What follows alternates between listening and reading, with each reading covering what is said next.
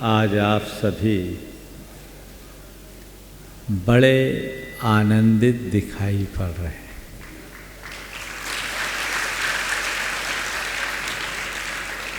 साल भर से जिसकी प्रतीक्षा आप सबको आतुर कर रही थी, अब वह घड़ी सामने आई है। पर्युषण पर्व के प्रति लोगों के मन में एक अलग प्रकार का उत्साह रहता है। कहने को तो सूरज रोज उगता है, लेकिन आज के सूरज के उगने के साथ साथ आप सबके हृदय में एक नई उमंग भी जगी है। आप सबके मन में एक अलग प्रकार का उत्साह और आनंद भी प्रकट हुआ। आखिर ये सब क्यों? क्योंकि आज से हम धर्म की आराधना करने के लिए उत्सुक हुए हैं। सार यही है कि जब जीवन में धर्म जुड़ता है, हृदय में आनंद भरता है।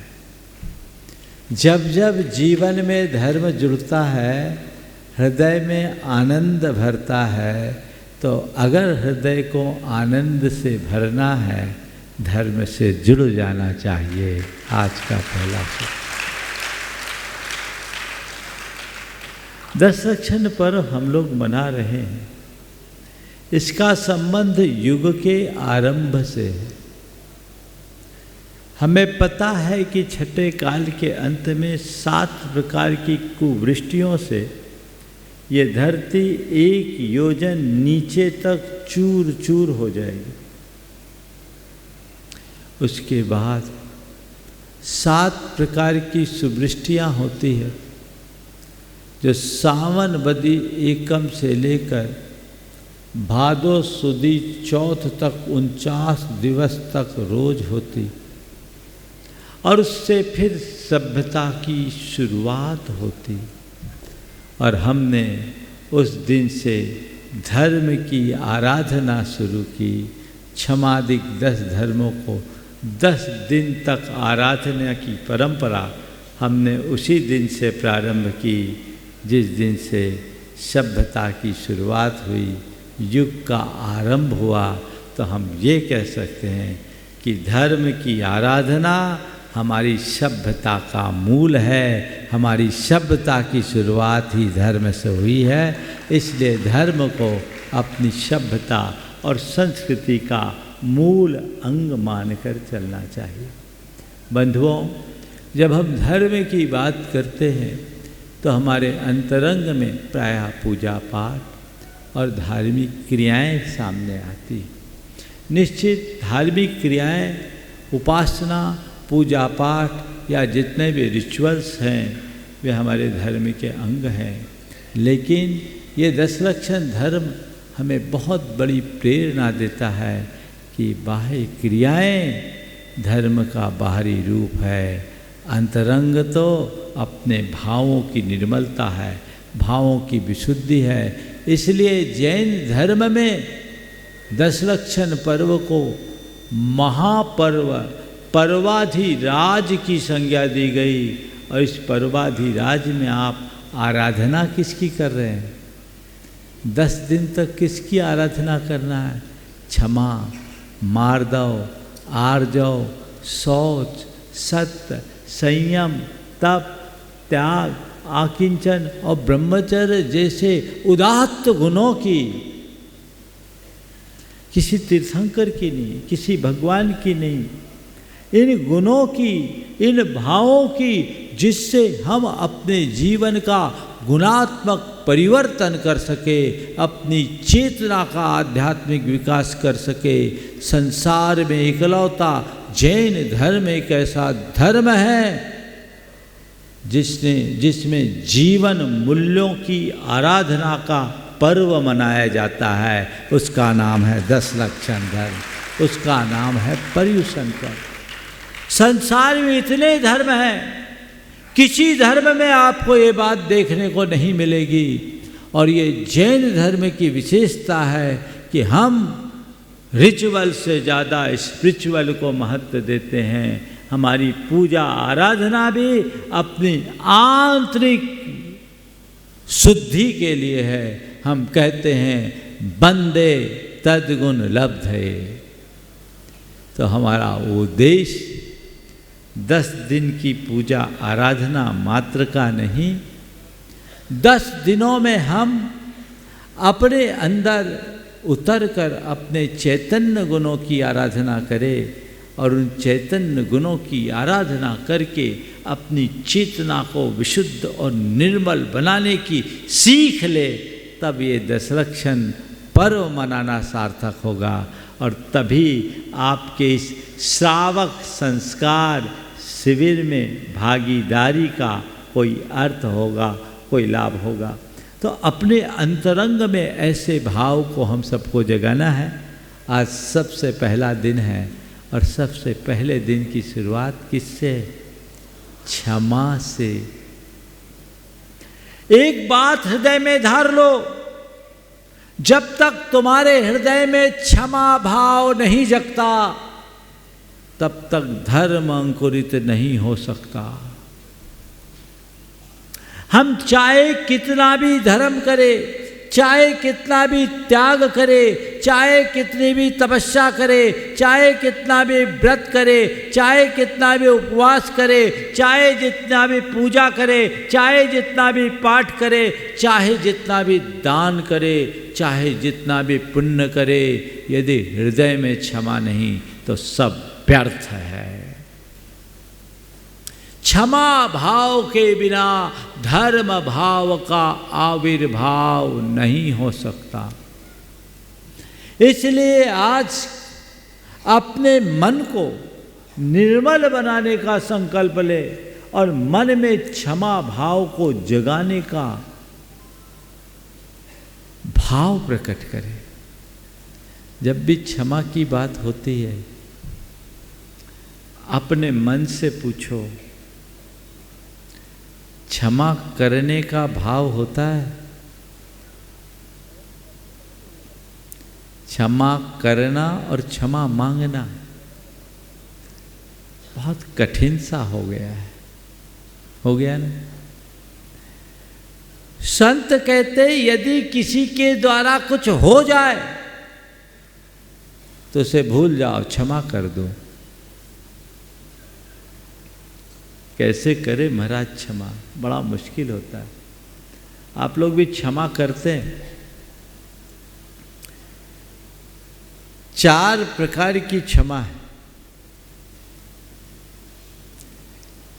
एक क्षमा होती है जो आप स्वार्थवश करते हैं। दूसरी क्षमा होती है जो मजबूरी वश होती है। तीसरी क्षमा आपकी ऐसी होती है जो आप भड़ास निकाल कर करते हैं। और चौथी क्षमा जिसे हम वास्तविक क्षमा कह सकते हैं, जहाँ आपका स्वार्थ होता है, वहाँ आप सामने वाले की सब बातें झेल लेते हो। झेलते हो कि नहीं? रोज का अनुभव है। किसी से मतलब हो, वो आपको कितना भी डांट दे, फटकार दे, कटु बोल दे, आप मुस्कुरा कर टाल देते हो। सब बातों को नज़रअंदाज कर देते हो। कहते हो चलो ठीक है, इतना तो करना ही पड़ता है। आप क्षमा मूर्ति बनते हो कि नहीं? बोलो, हाँ, है ना? आप लोगों को तो रोज का अभ्यास है। अपने दुकान पे न जाने कितने प्रकार के ग्राहक आते हैं, कितने तरह की बातें करते, माथा चाटते हैं और ऊपर से टिप्पणी भी कर देते, तुम्हारे पास तो कुछ है ही नहीं। फिर भी आप क्या करते हो? उन पर गुस्सा करते हो, मुस्कुरा कर करते हो। कोई बात नहीं है बहन जी, आप फिर आइएगा, बहुत जल्दी माल आने वाला है, आपकी पसंद से भी अच्छा माल आ रहा है। कितनी मुस्कुराहट के साथ आप उत्तर देते हो, बोलो, देते हो? कोई दूसरे की घर वाली आई है, कटु वचन सुना रही है, फिर भी आप उसका उत्तर मुस्कुरा कर दे रहे हो, मानो क्षमा मूर्ति बन गए हो। और यही बात तुम्हारी खुद की घरवाली कहे तो झेल पाओगे? वहां क्या होगा महाराज? वहां तो पूरी तरह से स्पार्किंग होगी, फायर हो जाते हो आप लोग, है ना? तो ये जो क्षमा है, ये क्षमा स्वार्थ प्रेरित क्षमा है। हमें आज इस क्षमा की बात नहीं करनी। दूसरी क्षमा परिस्थितिवश मजबूरी की क्षमा। जब सामने वाला भारी हो तो आपको चुपचाप सहना पड़ता है। सहना पड़ता है कि नहीं पड़ता? हाँ, वो भारी है, अब क्या करें, इनसे बोलेंगे तो कौन पंगा ले। कुछ लोग ऐसे होते हैं जिनसे कोई पंगा लेना नहीं चाहता। भैया इनसे पंगा लेना महंगा पड़ेगा, इसका व्यक्तित्व भारी है, कौन उलझे, कौन पंगा ले, कोई दिक्कत नहीं। एक आदमी जा रहा था, बरसात का समय था, उसकी बाइक के छींटे उसके कपड़ों पर पड़े, एकदम सफ़ेद कुर्ता पैजामा पहना था, बाइक के छींटे पड़े तो बुरा लगा, गुस्सा आया, उसने जोर से आवाज़ लगा, हे! सामने वाला गाड़ी रोका, पीछे मुड़ के देखा, वो मोहल्ले का डॉन था, मोहल्ले का डॉन था। उसने उसी तेवर में, क्या बोलता है रे? तो कुछ नहीं भैया, आप थे, कोई बात नहीं, हमने सोचा आपको तो नहीं लगी। क्या हो गया? गुस्सा। अपने से भारी पड़ जाए तो गुस्सा उड़ जाता है। सामने वाला अपने से भारी पड़ा, गुस्सा उड़ गया, है ना? आप बताओ, ऐसी क्षमा रखते हो? घर परिवार में भी ऐसा हो जाता है। एक रोज मैंने ऐसी अपने प्रवचन में कहा रतलाम में कि ये बताओ, भोजन करने बैठे हो और भोजन में यदि नमक न हो तो चुपचाप खाओगे या पत्नी पर चिल्लाओगे? तो एक ने कहा, हाथ उठाया, बोला मैं चुपचाप खा लूँगा। मैंने कहा भैया तेरी क्षमता की सराहना करनी पड़ेगी, तेरी क्षमता की सराहना करनी पड़ेगी। बाजू में उसका दोस्त बैठा था, बोला महाराज राज दूसरा है, ये क्षमता नहीं, ये तो चुपचाप इसलिए खाएगा क्योंकि इसी में खैरियत है, नहीं तो ये भी नहीं मिलेगी।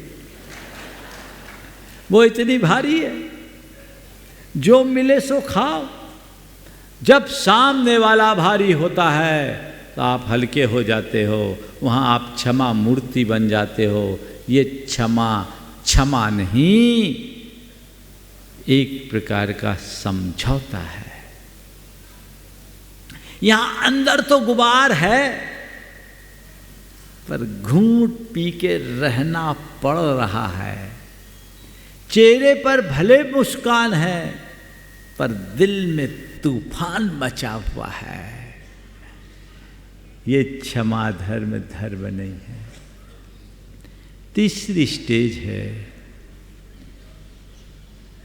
किसी को खूब सुना दिया, झाड़ दिया, मार दिया, पीट दिया, जितना बना सब कर दिया, पूरी भड़ास निकाल ली। उसके बाद में कहा जाओ, माफ किया। क्या? सब कर लेने के बाद आखिरी में क्या किया? जाओ, तुम्हें माफ किया। तो भैया अब माफ करके क्या करोगे? अब तो खेल ही खत्म हो गया, अब माफ करने लायक तुम बचे कहाँ? ये तीनों प्रकार की क्षमा का आज कोई प्रसंग नहीं। आज बात है उत्तम क्षमा की। क्षमा क्या है? सत्यपि प्रतिकार सामर्थ्य अपकार सहनम क्षमा। प्रतिकार की सामर्थ्य होने पर भी सामने वाले के अपकार को सहना क्षमा है।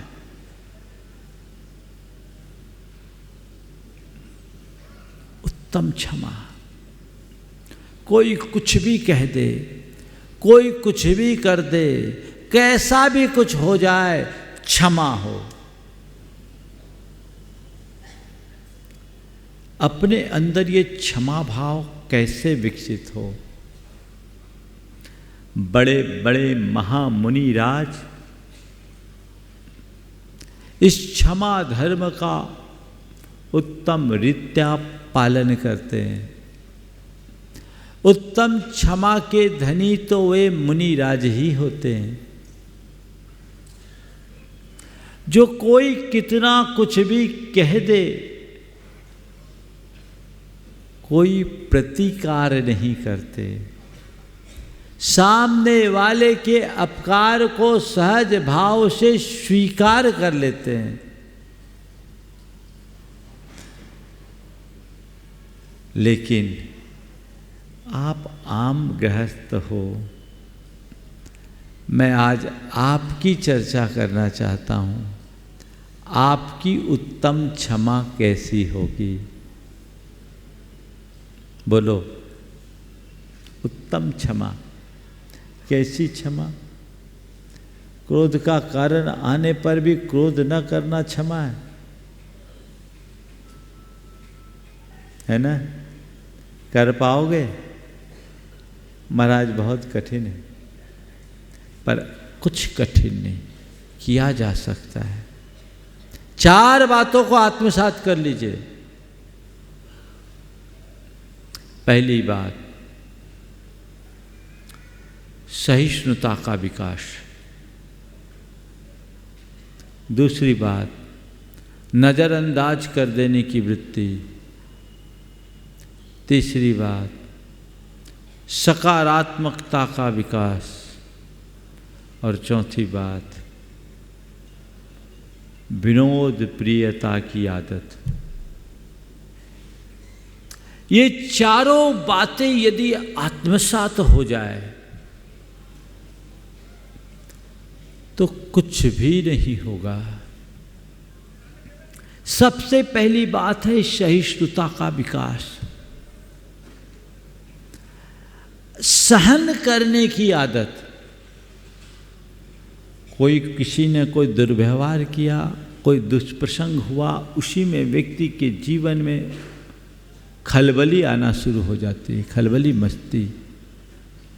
हमें चाहिए कि हम ऐसी स्थिति में सहन करने का अभ्यास बढ़ाएं, चीज़ों को सहने की क्षमता विकसित करें।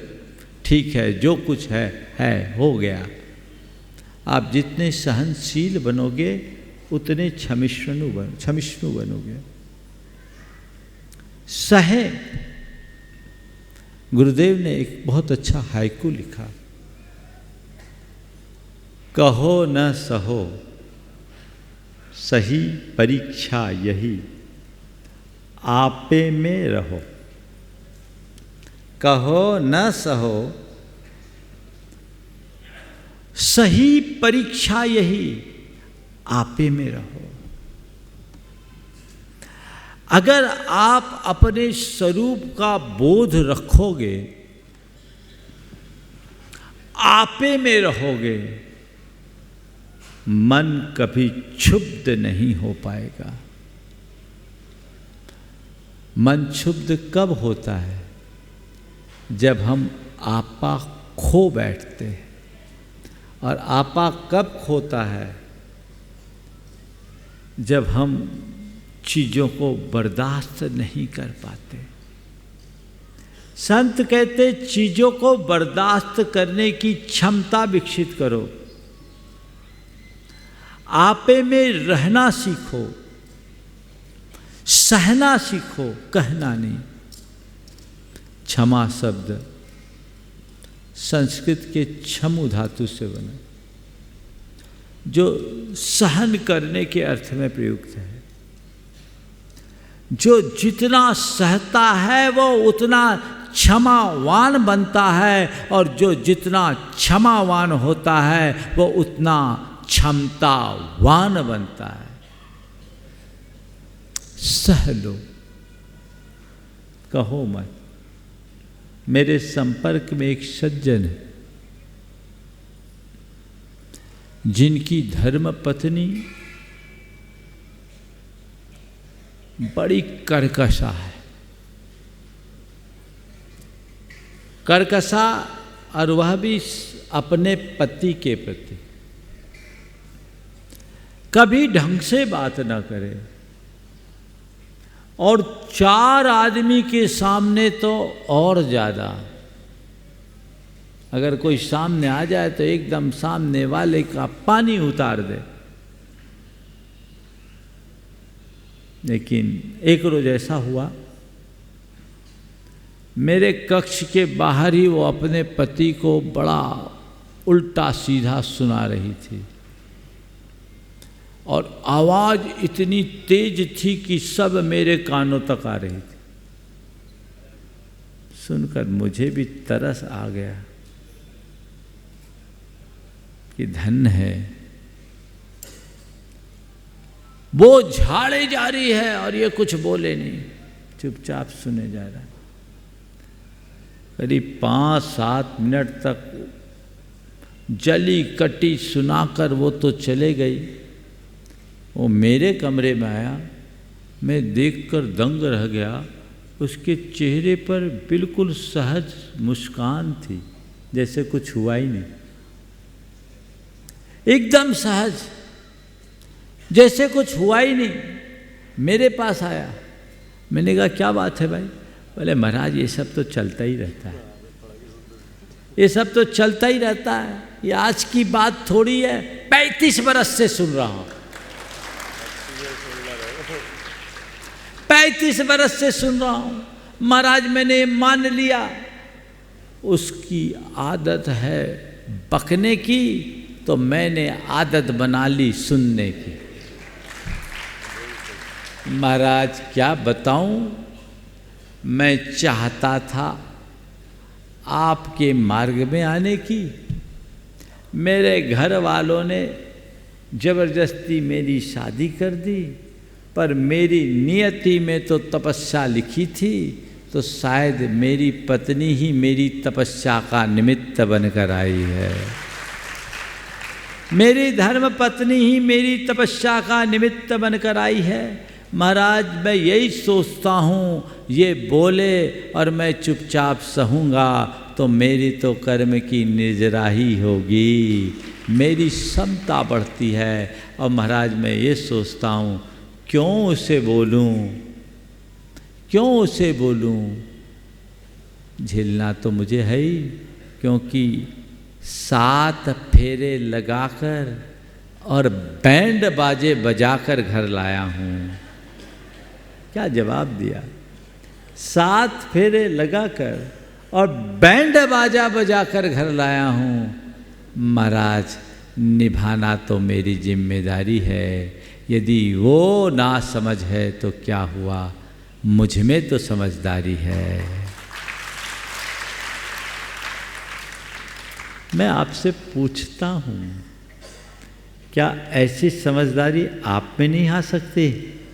बोलो, थोड़ा जोर से तो बोलो, आ सकती है? हाँ बोलो तो, थोड़ा इतने ढीले क्यों बोल रहे हो? रखते हो? बोलो। हाँ नहीं ना, नहीं रख सकते। मजा क्या है? क्षमा को आत्मसात करने के लिए सहन करने की वृत्ति बहुत जरूरी है। आपे में रहो, अपने स्वरूप को पहचानो, मन कभी क्षुब्ध नहीं होगा, जीवन सहज और सरल बनेगा, पथ प्रशस्त होगा। ये दृष्टिकोण अंतरंग में विकसित होना चाहिए। थोड़ी थोड़ी बातों में आप लोग पिनक जाते हो, है ना? पिनकना समझते हो? एकदम कुछ लोग तो ऐसे होते हैं जो बिल्कुल हाईली इन्फ्लेमेबल होते हैं, अत्यधिक ज्वलनशील। थोड़ा सा कुछ हुआ एकदम फायर। अरे भैया, ऐसा स्वभाव बनाकर तुम पाओगे क्या? अपने स्वभाव में बदलाव लाओ, और यही धर्म है, यही धर्म है। बाकी तो ऊपर की क्रियाएं हैं। यदि इसे हम आत्मसात नहीं कर पाए तो मान कर चलना, अभी हम बहुत पीछे हैं, बहुत पीछे हैं, बहुत पीछे हैं। सहन करने की वृत्ति। दूसरी बात, नजरअंदाज करने की कला। चीजों को नजरअंदाज करो, इग्नोर करना शुरू कर दो, चीजें कभी हावी नहीं होगी। कोई कुछ बोल दे, टाल दो। कई जगह तो आप लोग नजरअंदाज कर देते हो। जैसे ऊपर की 3 बातें मैंने कही, तीनों जगह आपने, 3 में 2 जगह तो नजरअंदाज किया ना। तो जहां आप लोक में नजरअंदाज करते हो, यदि अपने जीवन व्यवहार में इसे अपना लो और नजरअंदाज करने की कला विकसित कर लो, तो आप क्षमावान बन सकोगे।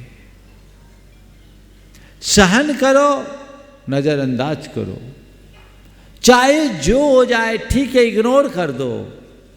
जिन बातों से मन में आकुलता हो, मन क्षुब्ध हो, उन बातों को अंदर एंट्री देने से क्या लाभ? मैं आपसे पूछता हूं, आपके घर की खिड़की खुली हो कि गांठ बांधोगे? नहीं नहीं भैया, कोई बात नहीं, मुझे थोड़ा पहले पता लग जाता तो मैं और तुम्हारा सहयोग कर सकता। अब मैं हूं, निश्चिंत रहो, तुम्हें जो करना है सो करो, अब कोई चिंता की बात नहीं है। बोलो, ऐसा भाव आएगा कि नहीं? सारे आरोप खत्म, गुस्सा ठंडा, क्रोध की जगह क्षमा आ गई। क्यों आई? इसने नहीं किया एक आरोप है, और ये नहीं कर सका ये एक क्षमा की भाषा है। समग्रता का चिंतन जब होगा तो आप यही कहोगे, ये कर नहीं सका। तो तीसरा सूत्र है, कोई कुछ कमिटमेंट करे और पूरा न करे तो उस पर गुस्सा करने की जगह थोड़ा ठंडे दिमाग से सोचो, नहीं किया या कर नहीं पाया, नहीं कर पाया, बस इतना है, ठीक है, हो जाएगा। नहीं कर पाया, करेगा। इतनी बात आ जाए मन में तो कोई दिक्कत ही नहीं, पर इतनी सबूरी कहाँ? यहाँ तो कुछ हुआ नहीं कि फट से उसकी प्रतिक्रिया। नहीं, आज से एक संकल्प लो, कुछ चीज़ों को हम थोड़ी व्यापकता से देखेंगे, समग्रता से सोचने की कोशिश करेंगे। असमग्र चिंतन हमें परेशान करता है, और जिसका चिंतन समग्र या व्यापक होता है वो निश्चिंत रहता है। अपनी निश्चिंतता को बनाए रखने के लिए हमें समग्रता का चिंतन करना चाहिए। यह अभ्यास बनाइए। कई बार ऐसी परिस्थितियां बन जाती है, सामने वाला चाहता है पर कर नहीं पाता। इसलिए मैं इस चिंतन को अपनाने के लिए आपको एक सूत्र देता हूं। किसी को आपने कोई काम बताया ना, उससे आपको इंक्वायरी लेनी हो। आप लोग अक्सर ये कहते हो काम हो गया, काम किया, और सामने वाले ने बोला नहीं किया, नहीं कर पाए। आप प्रतिक्रिया देना शुरू कर दोगे, अरे तुम तो किसी काम के नहीं, तुमसे तो कुछ होता ही नहीं, हम 10 बार कह के देख चुके, जो कहो करता ही नहीं, तुम किसी काम के नहीं। सामने वाला डिमोरलाइज हो जाएगा, टूट जाएगा, आपका मन भी उसके प्रति क्षुब्ध होगा।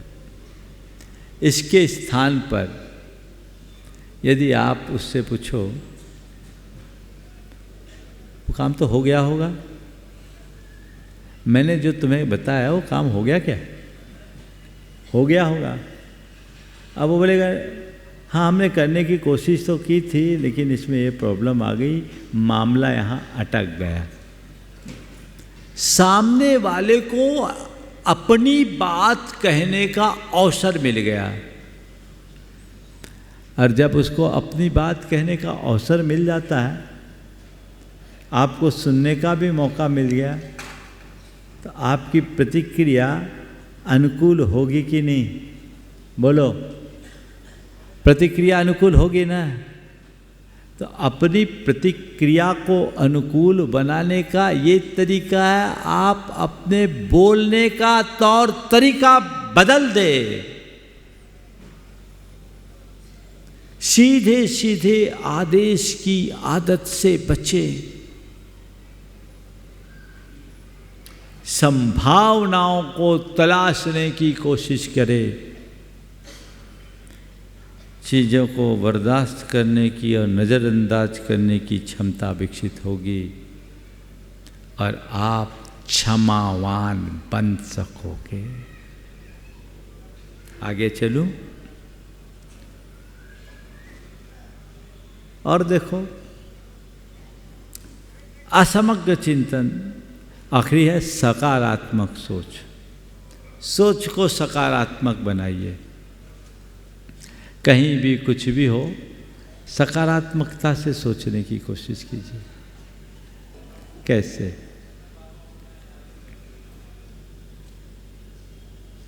गर्मी प्रचंड है, आप थक कर एक पेड़ के नीचे बैठे, पीछे के मकान का दरवाजा खुलता है,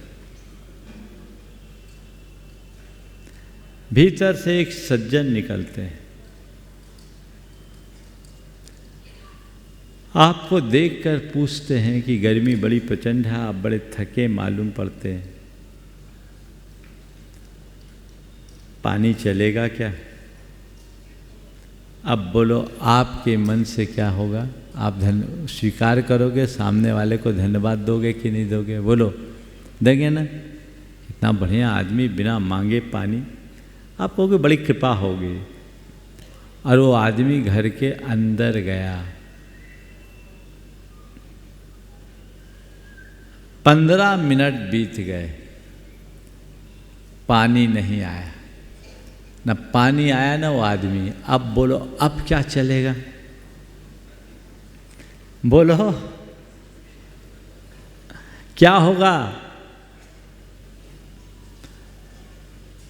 मुंह से गालियां नहीं निकलेगी, पर मन में तो आएगा, बड़ा विचित्र आदमी, क्या जरूरत थी, हमने थोड़ी बोला था कि पानी पिलाओ, खुद आया, पानी पिलाने की बात, ये नौटंकी करने की क्या ज़रूरत थी? हमारा कंठ सूखा जा रहा है और फिर ये व्यक्ति अभी तक नहीं आया, 15 मिनट हो गए, पता नहीं आप अपने अंदर कैसी कैसी प्रतिक्रिया उत्पन्न करोगे, है ना?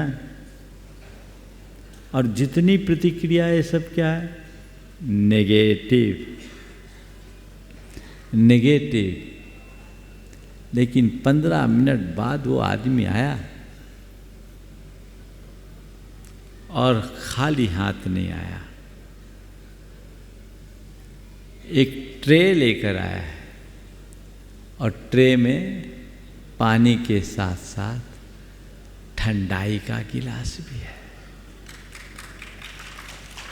अरे पूरी बात सुनो फिर ताली बजाना। ताली तो तुम बजाओगे मुझे पता है। ट्रे में पानी के साथ साथ ठंडाई का लोटा भी है और उसने कहा माफ़ कीजिएगा मुझे आने में विलंब हो गया, सोचा गर्मी प्रचंड है, लू भी तेज है, कोरा पानी पिलाने से क्या फ़ायदा, ठंडाई भी तैयार कर ली जाए। तो ठंडाई तैयार करने में विलंब हुआ, आप मुझे माफ़ कीजिए और लीजिए ठंडाई पीजिए। अब बोलो, अब क्या बोलोगे? अरे भाई ये आदमी नहीं, ये तो देवता है, पानी की कह के ठंडाई की बात, ठंडाई पिला रहा है। बोलो बजाओ। ये आदमी नहीं देवता है। थोड़े देर पहले जिसे तुम कोसे जा रहे थे, अब उसी को सराह रहे हो। ये आदमी नहीं देवता है। और मजा ये ठंडाई अभी भी मिला नहीं है, ठंडाई मिली नहीं है, ठंडाई तो उसके लोटे में ही है। लेकिन आपका गुस्सा ठंडा हो गया है ना। तो मैं आपको एक फार्मूला देता हूं। कोई पानी के लिए आपने किसी से कहा और वो पानी लाने में विलंब हो रहा हो, तो ये आप मन में ये बात बिठा लो ना कि शायद ठंडाई ला रहा हो। दिमाग ठंडा रहेगा, रहेगा कि नहीं रहेगा? ये फार्मूले हैं छोटे छोटे से। अगर चीजों को सकारात्मक दृष्टि से देखना शुरू कर दो तो अपने आप सब कुछ नजरअंदाज हो जाएगा।